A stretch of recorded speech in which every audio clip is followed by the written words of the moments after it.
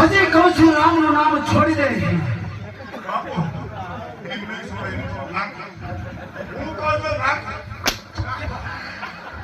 હજી કહું છું ભાઈ રામ જો શબ્દ છોડી દે હજી લે હરણા કાંચ નહીં.